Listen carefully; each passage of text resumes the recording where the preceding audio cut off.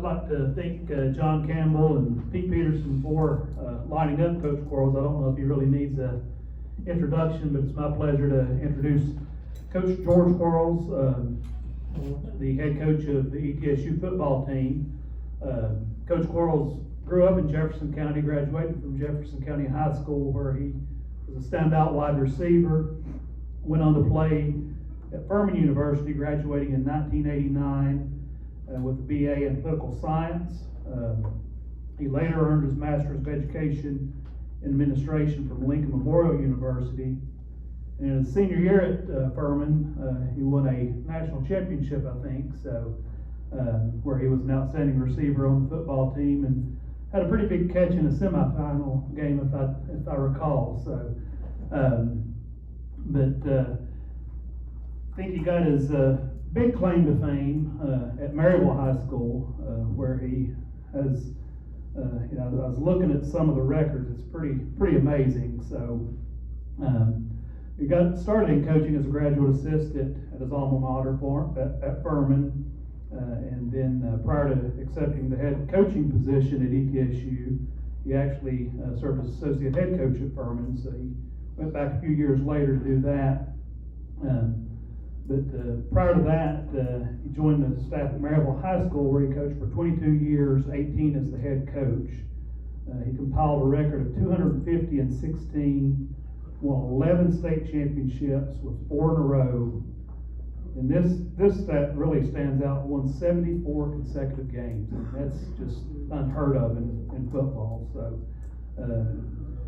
during that time span from 2007 to 2016, he was the winningest high school coach in America. He's won over 450 games as a coach. He was the Tennessee Coach of the Year 7 times, inducted in both the Tennessee Football Coaches and Tennessee Secondary Schools Athletic Association Halls of Fame in 2018. He's also inducted in the Tennessee Sports Hall of Fame and the Greater Knoxville Sports Hall of Fame. Coach Quarles and his wife Leslie have 2 sons, Jack and Bo. Coach Quarles, you want to come on up? Well, thank you for the kind introduction. Honored to be here today. And more importantly, great to be back in East Tennessee. I spent a long time. I grew up obviously in Jefferson County, went to Furman, got to come back to East Tennessee at Maryville High School in 1995, stayed there through 2016, and then the beginning of 2017 went back to Furman. And I never intended to leave Maryville High School.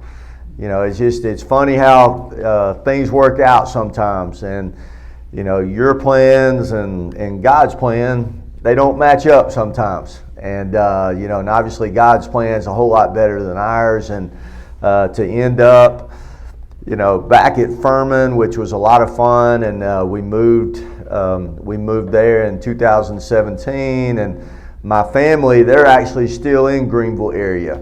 My wife and 2 boys. My son, let me turn this off. Okay, sorry. I don't know how to turn it off. I'll give it to you. There we go. Y'all still hear me now? My son, like I said, he's a senior at Powdersville High School, and I think one of the blessings about us moving to Greenville, South Carolina, was I didn't have to coach my son. And and that can be a hard thing, I think, for both of us, my son and for me, in that situation, because my son, he was a good high school player. He's not a college athlete. Doesn't really want to be, but the season they got to have, as bad as our season was at ETSU last year, we had a tough year, obviously, but my son's team, they got beat in the state championship game, so he had a great season, and he's actually going to go to Clemson and be a student coach with Dabo Sweeney and that staff, so he's excited about that, and so that was obviously a blessing for us and for him. Pardon me? So, yeah. But anyway, they'll move up. My wife and 2 boys, well, my wife and the youngest one, Bo, they'll move up in June after my son graduates. So, but it's just a an honor to be back in the state, an honor to be back up here in Upper East Tennessee. Obviously I have a lot of ties to the area. You mentioned the national championship game. Frankie DeBusk was our quarterback in 1988 when we won the national championship, and he grew up in Greenville and is now the AD over here at Dobyns-Bennett High School. Frankie and I talked quite a bit, and I think he's coming to practice here the next couple of days. So, just a lot of ties. Funny story, Graham Clark. Of course, I know Ted Wilson, and he was at Maryville before he came to Dobyns-Bennett back in, I would say, around 1980 or so, somewhere in that neighborhood. And then Graham Clark was coach. And while I was at Maryville, we always scrimmaged Dobyns-Bennett. We were 4A at the time, they were 5A, and we never got to play, but we always scrimmaged during the preseason. And then finally, probably about 2008 or so, they kind of merged the classes together, and we finally played Dobyns-Bennett. And we were fortunate enough to win a few games against them. And then in 2016, the last time I played against Coach Clark, it's the game right before our open date. And we're playing up here. And obviously, whoever designed their stadium, unbelievable job, because double-decker high school stadium, you don't see that very often unless you go to Texas or somewhere. So great job.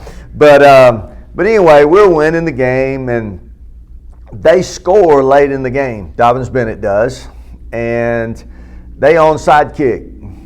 Okay, and we recover it, and we weren't trying to run it up or anything, but we score.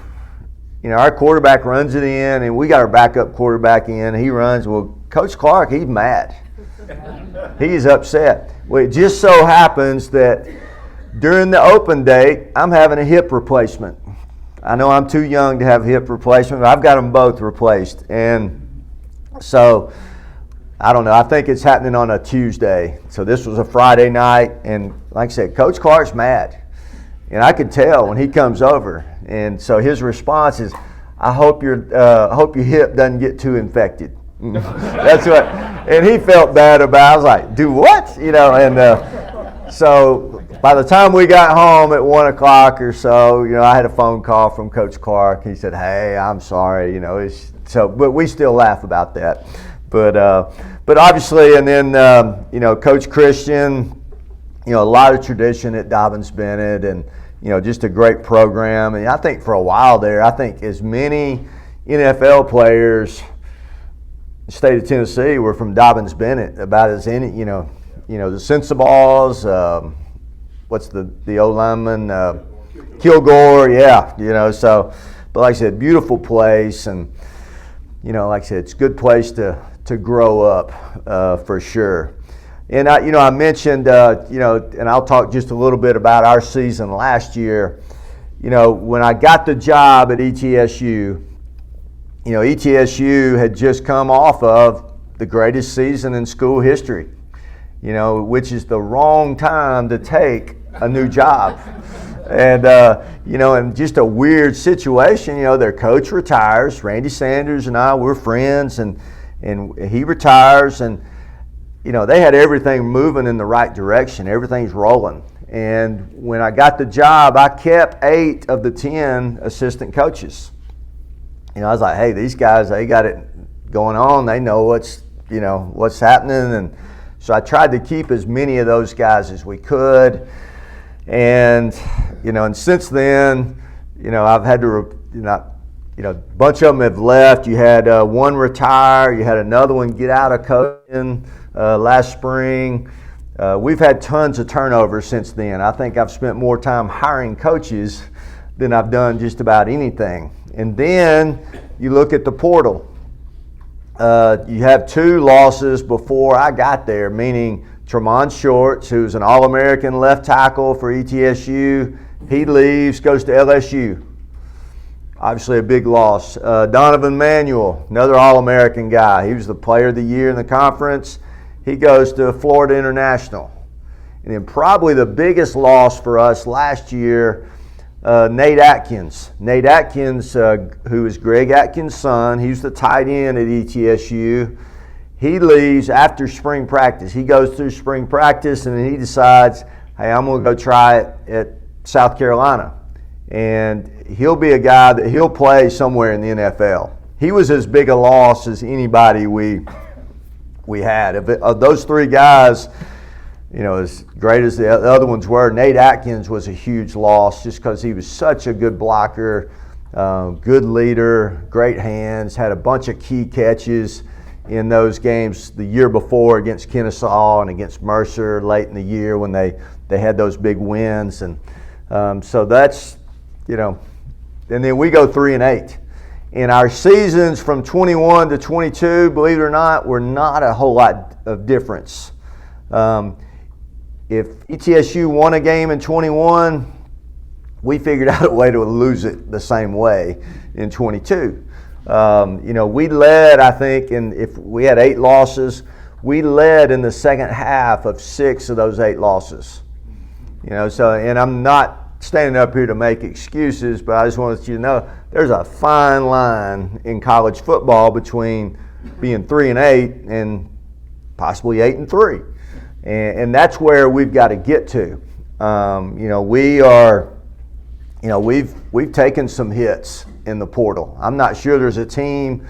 I know there's not one in the Southern Conference.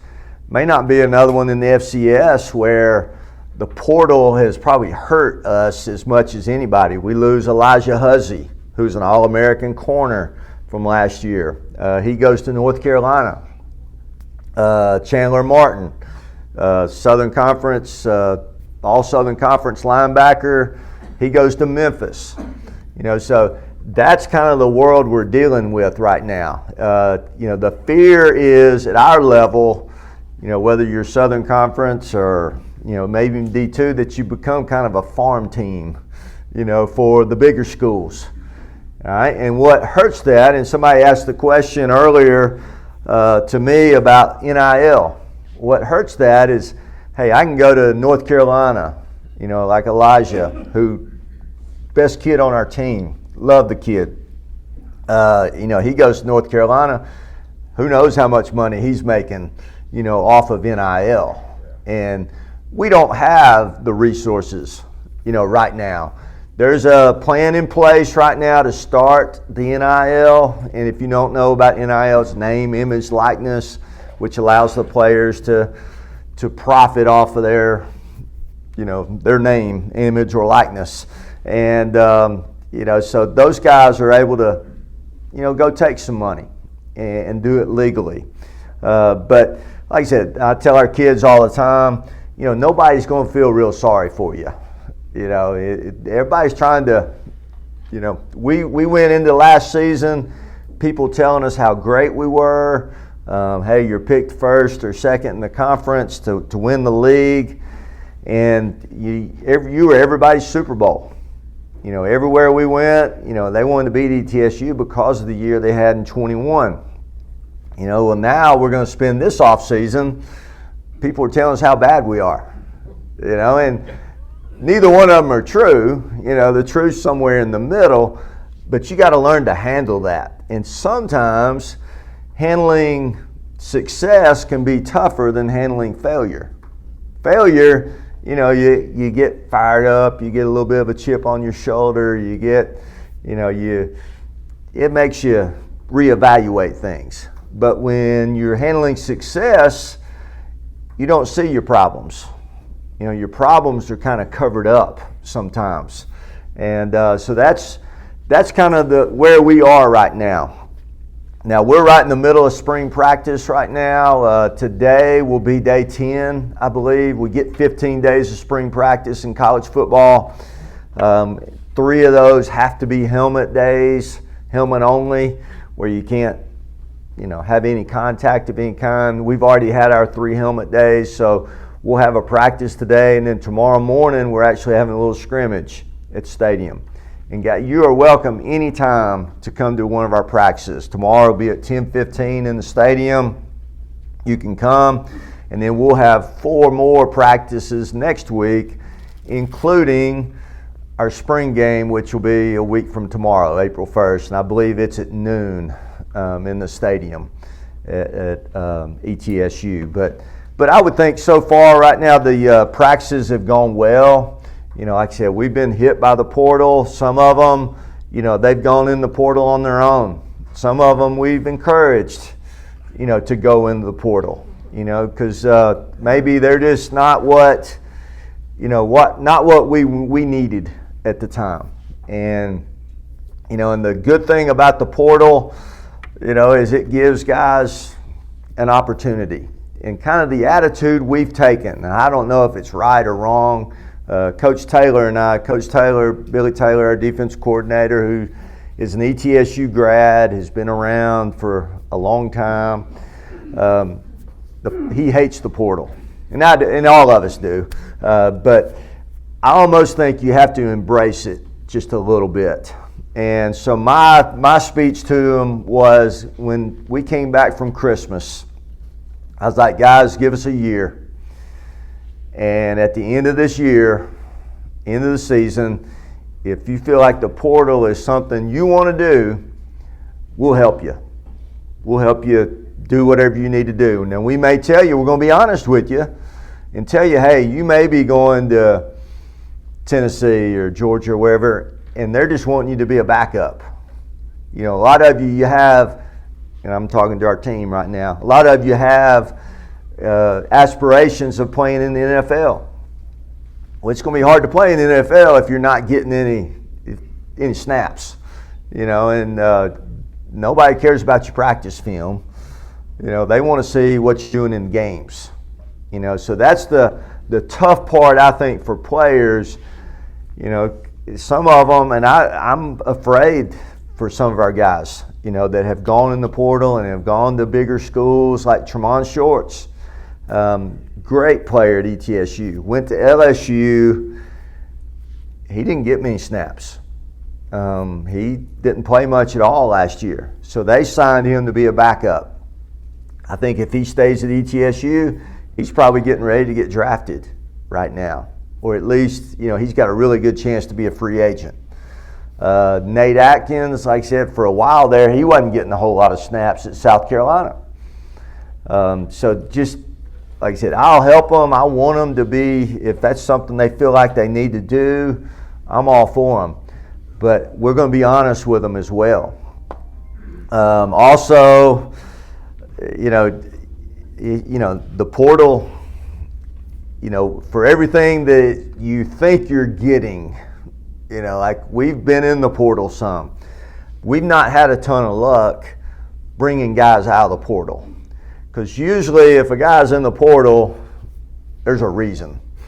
And usually your bigger schools, they're saying, hey, yeah, you need to go in the portal. We take them, they get to ETSU, and we realize, well, there's a reason why this guy's in the portal. You know, he doesn't like football. And I know that sounds silly. A lot of them like to be recruited, but they don't like to lift weights. You know, they don't like to practice a whole lot. They don't like the 20. It's not, I don't know about 24/7, but it's a job. You know, there's nothing free about the education these guys are getting. You know, because we demand quite a bit of them. You know, for them right now, the maximum amount of time we can spend with them football-wise per week is 20 hours. And that may sound like a big number, but by the time you lift weights, and right now during spring practice, we're lifting 2 times a week. They lift Mondays and Thursdays, and they're lifting for about an hour and a half each one of those days. And then you have meetings. Okay, we meet with them before each practice. So if like we did not practice yesterday, from Wednesday's practice, we video everything. Okay, so if you're going to video it, you got to watch it. So if we're practicing 2 hours, you know, you're getting quite a bit of video. So you got to pick what you're going to watch with them and correct mistakes. That's what you're doing in your video, your time, your meeting. Plus, you're trying to install So when I say install, you're putting whatever situations, like today for us, it's third and medium, third and long. Those are the situations we'll really focus on today. So for those, you've got certain defenses, certain looks, certain personnel groups. You're trying to make sure you're ready to go. So you're getting that meeting time, and then we ain't even talked about practice yet. So it's quite a bit of time, and then you got to go spend time in the training room. When you get done, you got to go get your hamstrings worked on or your back or whatever, and these guys are 21 years old. I said, you don't need to stretch, you need to get going, that sort of thing. But that's what's involved with being a college football player. Obviously, like I said earlier, we've had quite a few changes. I think offensively, from last year's staff to this year's staff, there's one returning coach. Price Partrick, he was on staff with Coach Sanders, kept him, was really impressed when I got to know Price. And last year he coached the tight ends. This year he's coaching quarterbacks. And he's our pass game coordinator, but he's the only returning coach. But I think some of that, it's been good for us. I can tell a difference already in the spring from last year to this year. It's just a different energy. One of our key hires was a guy coached at Maryville named Jay Guillermo.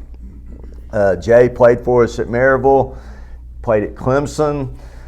He was on their national championship team in 2016. He was a captain on the Deshaun Watson team. Really good player, and he's our O-line coach now. He played center for Clemson, and he's changed, I think, our whole attitude, our mentality as a O-line unit, and really our whole offense in a lot of ways, just because of the energy he brings. One, he's a big guy. Two, he can go out there and still demonstrate, everything that we want done. We talked about Daniel Kilgore. I think he could probably go demonstrate. Well, Jay can get out there and still do it. Unfortunately, a lot better than some of our other guys.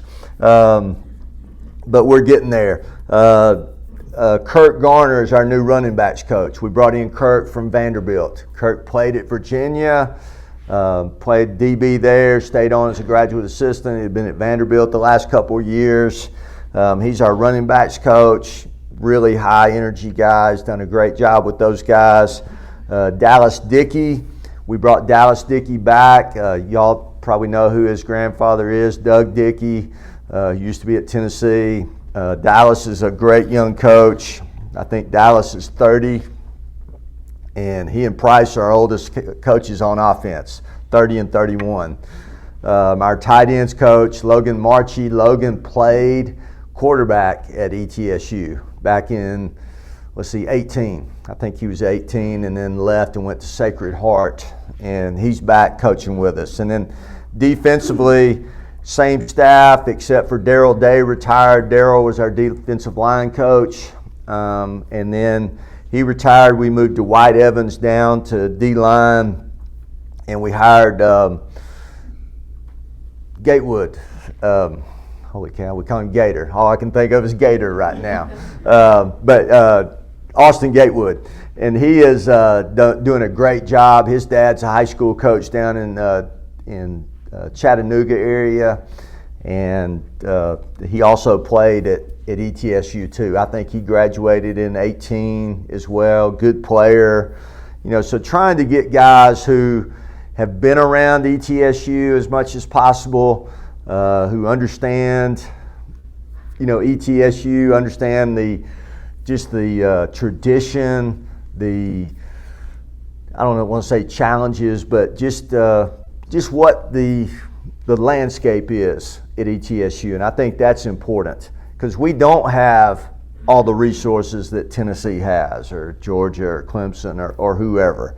And like I said, we've been going through some changes. You got a new athletic director, Doc Sander, Doc has been great to us. As tough as our season was last year, we've had several meetings. We've, trying to make changes that are going to get us moving in the right direction. And appreciate all our fan support. Our fans are great. I think the biggest difference at ETSU compared to Furman, for example, when I was at Furman, when you drove around the neighborhoods, drove through whatever, all you saw were tiger paws. You saw tiger paws and chickens, the gamecocks. When you drive around here, you see E's in yards. And I think that's important. There's a certain amount of pride, that goes with this community really supports ETSU. Now you see some T's up here, but I think for support, nobody has it better in our conference than ETSU. Our game day atmosphere, it's second to none in our conference. I mean, it really is. Our home games, if you've been to any road games in our conference, ours is way better, not even close. And for that, I'm grateful. And to that reason, you want to put a great product on the field. I've kidded. I hadn't since last season. I hadn't been asked to speak many places. So I appreciate y'all. Y'all maybe my last friends here. So we appreciate that. But